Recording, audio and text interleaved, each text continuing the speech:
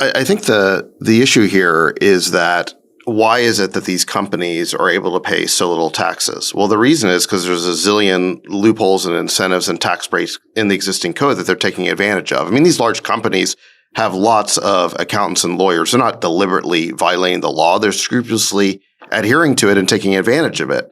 So it's all these tax breaks that they're able to use to pay no taxes. Well, what does this bill do?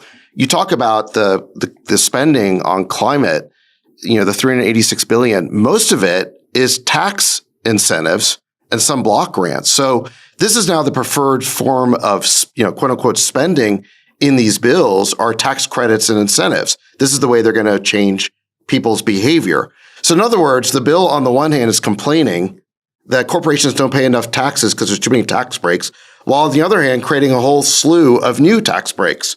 So there's a little bit of a contradiction there. Again, why are companies paying no taxes? Because of the last 10 bills tax breaks that were supposed to move the behavior of businesses and consumers in a certain direction.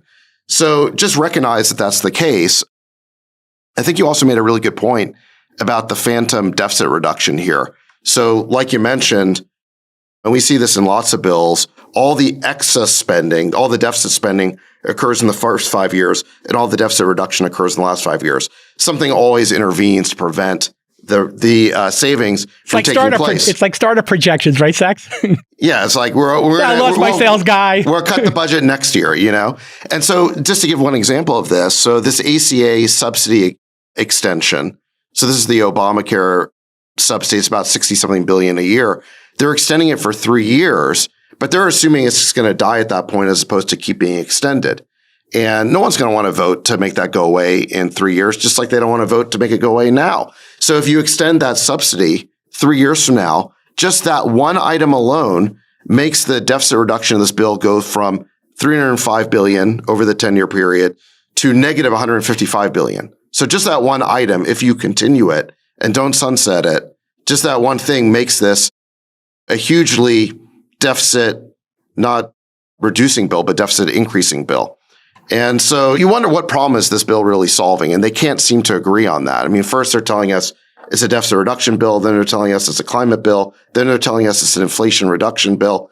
It seems to me that if they're really proud of this and believe in it, they would choose a name for the bill that actually reflected what it was. Well, all bills would be named something for everyone, Sachs. I mean, that's how all these bills get. In order to pass a bipartisan bill, you got to give something to everyone. I mean, but this is mostly a climate-related bill. This is mostly tax breaks and block grants related to climate. I mean, there's a huge tax issue with the IRS agents and the corporate minimum tax, but there's also a huge component on prescription drugs.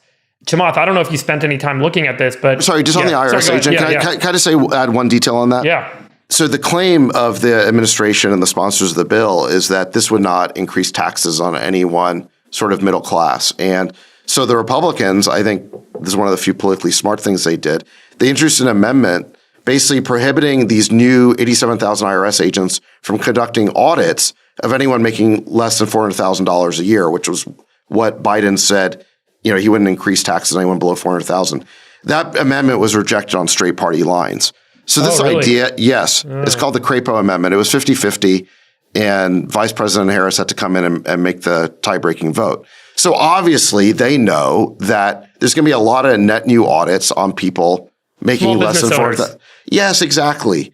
So the next time, my understanding of this is it's like small business owners, people who run a small business and a service business.